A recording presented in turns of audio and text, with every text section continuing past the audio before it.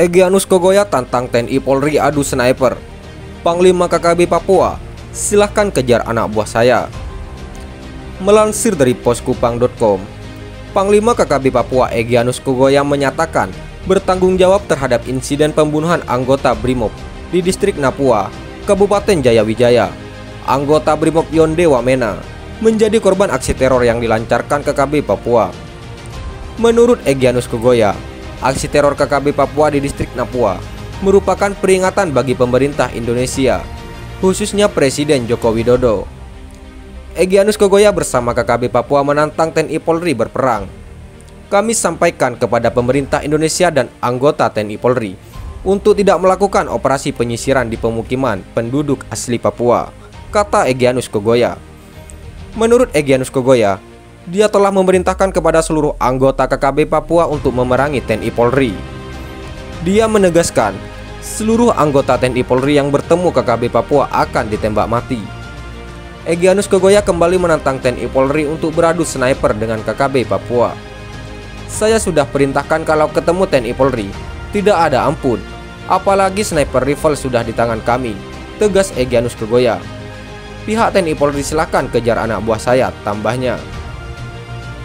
KKB Papua kembali mengirim pesan peringatan kepada pemerintah Indonesia, khususnya Presiden Jokowi.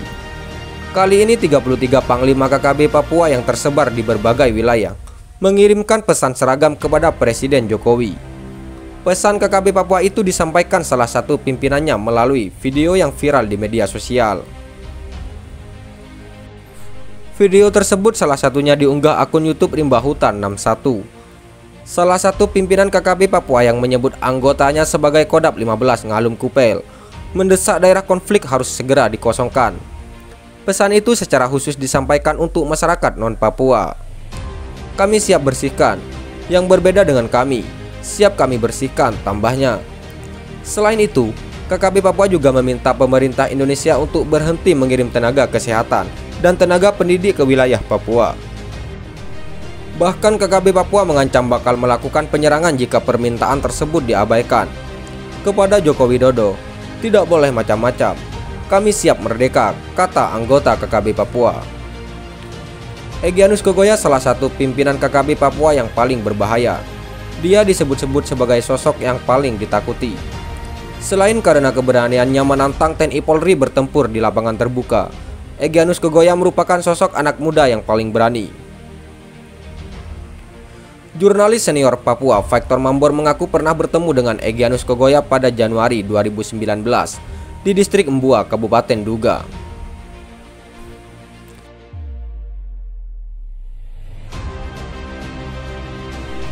Tiga anggota KKB Papua datangi prajurit TNI Polri di hutan tanpa senjata.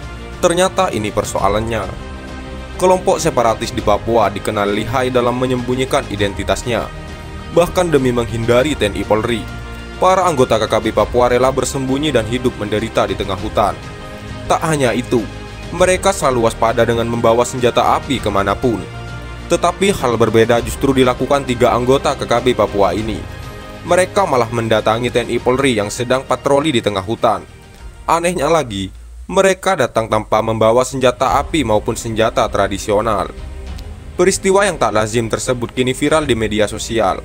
Pasalnya, hal semacam itu janggal untuk daerah bergolak seperti Papua.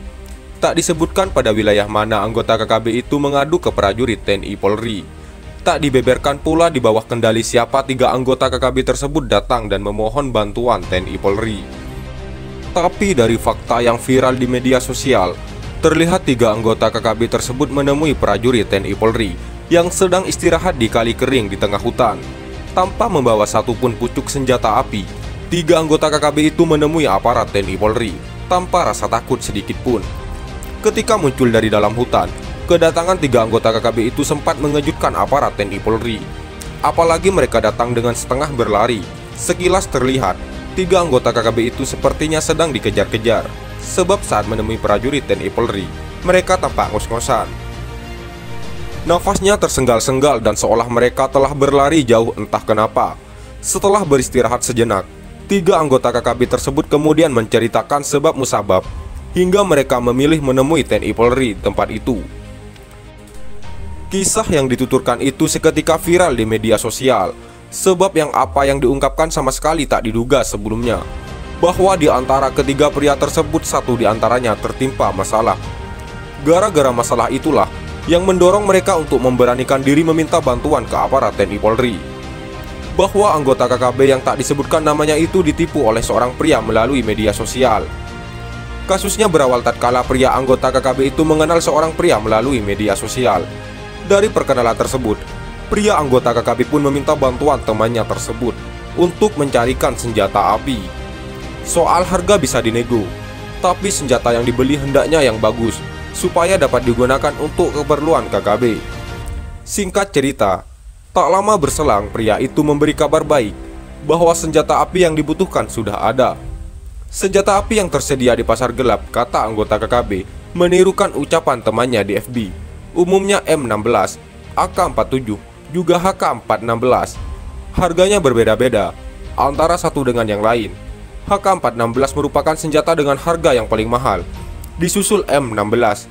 Sedangkan yang paling murah adalah AK-47 yang dijual di pasar gelap dengan harga 125 juta per senjata. Dari komunikasi tersebut akhirnya disepakati bahwa senjata api yang dibeli jenis AK-47 seharga 125 juta.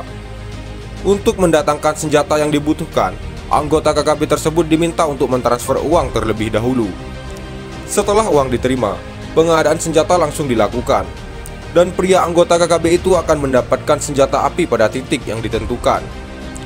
Pasca komunikasi tersebut, anggota KKB tersebut lantas menyerahkan uang sebagaimana yang telah dinegosiasikan. Berselang 2 pekan kemudian, barang yang dinantinya anggota KKB tersebut diantarkan ke tempat yang telah disepakati. Senjata api itu dikemas dalam sebuah kotak yang tak terlalu besar. Maklum, senjata api itu telah dipreteli semuanya. Melihat kotak itu, pria anggota KKB bersama 2 rekannya itu tersenyum sumringah. Mereka gembira karena apa yang dicari akhirnya didapatkan juga. Akan tetapi, detik-detik kegembiraan yang dirasakan anggota KKB itu hanya sesaat saja. Pasalnya, ketika kotak tersebut dibuka, yang terlihat di dalamnya bukan senjata api seperti yang dipesan. Kotak itu ternyata berisi beberapa potongan pipa yang dipotong pendek dan dikemas seolah-olah senjata api. Melihat fakta tersebut, pria anggota KKB itu langsung naik pitam. Ia sangat marah karena telah ditipu. Apalagi uang yang dikumpulkan sejak lama untuk membeli senjata dipastikan hilang begitu saja. Dalam situasi yang tak menentu, mereka pun sepakat untuk melaporkan masalah tersebut ke aparat TNI Polri agar identitasnya sebagai anggota KKB tak diketahui TNI Polri. Maka saat melaporkan kasus tersebut, ketiga pria itu tak membawa satupun senjata. Saat sedang dalam perjalanan menuju pos keamanan, mereka menemui prajurit TNI Polri yang kebetulan sedang beristirahat di tengah kali. Seakan tak mau menyia-nyiakan kesempatan, pada saat itulah anggota KKB tersebut membeberkan semua fakta yang dialami. Diceritakan pula tentang identitas pria yang diminta untuk memberikan senjata api tersebut. Setelah semua data dibeberkan, aparat TNI Polri langsung bergerak. Tak lama kemudian, oknum penipu itu diringkus pada sebuah honai tak jauh dari tempat itu. Hal mengejutkan yang sama sekali tak disangka oleh KKB adalah seusai meringkus 2 oknum penipu tersebut, TNI Polri juga menahan 3 anggota KKB tersebut. Alhasil, dalam kasus tersebut, aparat keamanan kebanggaan NKRI menggelandang 5 orang ke pos keamanan. Dari 5 oknum tersebut, 2 diantaranya adalah oknum penipu, sementara 3 lainnya merupakan anggota KKB. Dengan demikian, semakin bertambah anggota KKB yang berhasil diamankan TNI Polri tanpa melepaskan tembakan. Sementara di pihak lain, anggota KKB semakin berkurang karena satu persatu dari mereka ada yang dikirim ke alam baka dan yang lainnya diproses sesuai aturan hukum yang berlaku. Sekian dan terima kasih. Jika ada salah kata, kami mohon maaf. Jangan lupa like, komen, dan subscribe.